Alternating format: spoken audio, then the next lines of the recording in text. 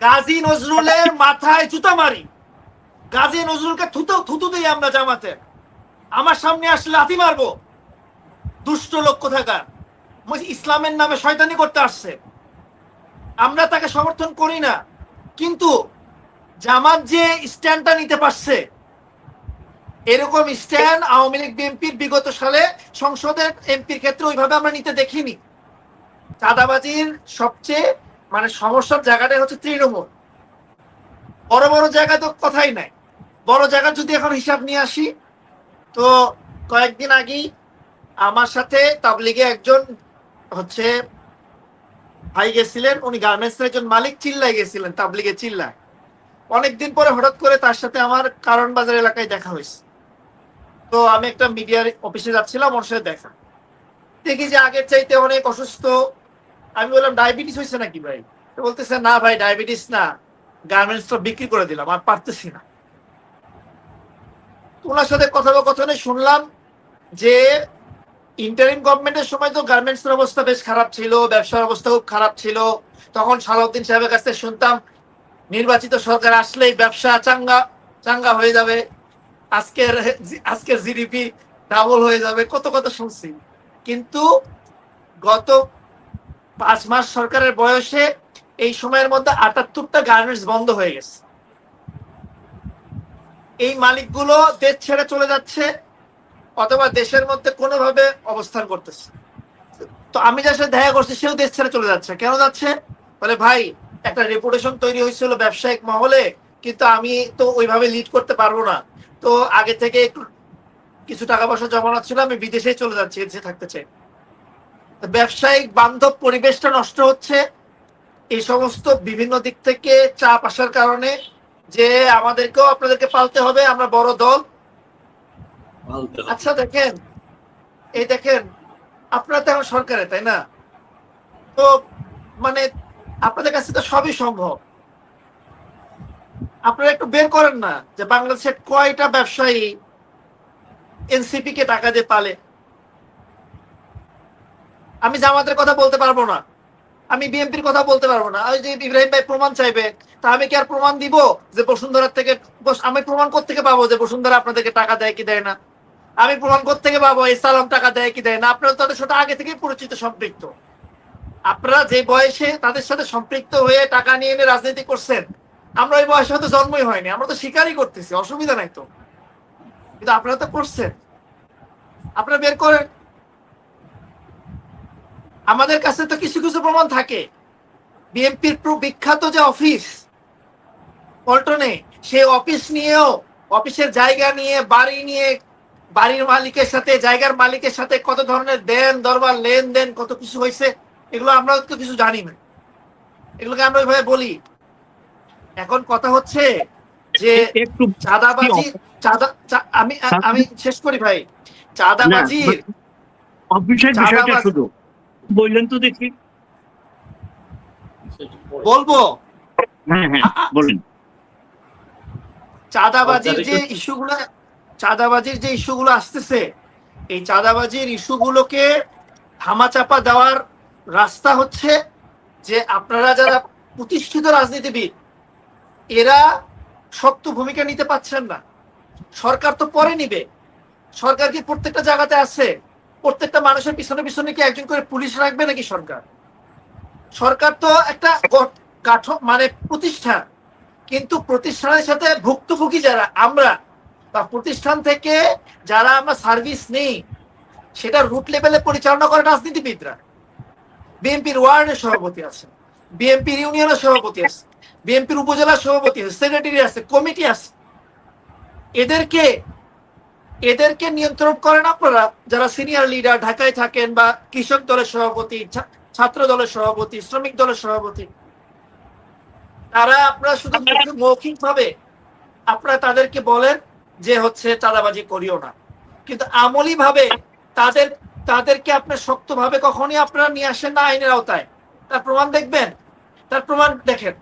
নির্বাচনের আগে আপনারা পুরা বাংলাদেশে প্রায় 2000 নেতা কর্মীকে বহিষ্কার করছিলেন। ফেব্রুয়ারির 12 তারিখে নির্বাচন হওয়ার পরে সবাইকে আপনি উইথড্র করে নিচ্ছেন। গাজী নজরুলের মাথায় জুতা মারি। গাজী নজরুলকে থুতু দিয়ে আমরা জামাতের, আমার সামনে আসলে লাথি মারবো। দুষ্ট লোক কোথাকার, ইসলামের নামে শয়তানি করতে আসছে। আমরা তাকে সমর্থন করি না, কিন্তু জামাত যে স্ট্যান্ডটা নিতে পারছে, এরকম স্ট্যান্ড আওয়ামী লীগ বিএনপির বিগত সালে সংসদের এমপির ক্ষেত্রে ওইভাবে আমরা নিতে দেখিনি, ওইভাবে কখনো দেখি না। আমি এখানে গাজী নজরুলের পক্ষে তো কখনোই হব না। বেয়াদব কোথাকার একটা, ইসলামের নামে পোশাক পরিচ্ছদ পরে সে লেবাসদের একটা শয়তানের ভূমিকায় আসছে। কিন্তু এত শক্ত ভূমিকা নাই, এত শক্ত ভূমিকা আপনাদের হয়নি যে একদম বাদ দিয়ে রেখে দিচ্ছেন। জি, মানে আপনার পরে আমি 1 মিনিট সময় চেয়ে নিলাম এর কাছে। হ্যাঁ আপনি নিয়েন। আমি কথাই বলছি এরকম যে আপনার সময় নিতে হবে, ঠিক আছে, আপনি নিয়েন। এই জায়গাতে আমি এই জায়গাতে বলতেছি যে জামাত একটা পজিশন নিছে, এবং আপনি বলছেন যে ইসলামের অনুশাসন কি, দৌড়া মারতে হবে বা মেরে ফেলতে হবে, ঠিক না? দৌড়া মারা বা মেরে ফেলার এই ধরনের কাজ কিছুক্ষণ আগে আপনারা সেঞ্চুরি করছেন। ছাত্র দল ধর্ষণে কিছুক্ষণ আগে সেঞ্চুরি করছে। বিএনপি কিছুক্ষণ আগে ছাত্র দল যুব দলের নামে কেস হয়েছে, সেঞ্চুরি করছে। থামাইতে পারছেন? পারেননি। ওই জায়গাতে কথা এগুলো আসছে না। এই জন্য আমরা বলবো যে যতক্ষণ পর্যন্ত আপনারা আপনাদের নেতাদের পিছনে না পড়বেন, যেমন ইব্রাহিম ভাই, আমি যদি আপনার ছেলে হতাম আর আমি যদি কোথাও চুরি করে ধরা পড়তাম, আপনি মানুষের সামনে হয়তো আমাকে বাঁচায় নিয়ে আসতেন, কিন্তু আমার গালে কিন্তু আপনি চর মারতেন 3টা, যে এই তানভীর তুই কেন চুরি করছিস আমি ইব্রাহিমের ছেলে হয়ে। আপনারা ওই রকম করেন না আপনাদের তৃণমূলের নেতাদের সাথে, কারণ আপনারা ভয়ে থাকেন তৃণমূল হারায় যেতে পারে। আপনারা শুরু করেন, আমরা চাই তো, আমরা তো এখনো এনসিপির প্রত্যেকটা নেতার কোন নেতার মুখে আপনি শহীদ জিয়াউর রহমান আর ম্যাডাম খালেদা জিয়ার ব্যাপারে নেগেটিভ কথা শুনবেন না। তারেক জিয়ার ব্যাপারে যত কথা আমরা বলি সেটা হচ্ছে তারেক জিয়ার ডান হাত বাম হাত যে লোকগুলো আছে তাদের কারণে বলি, তার ব্যাপারেও আমরা বলতে চাই না।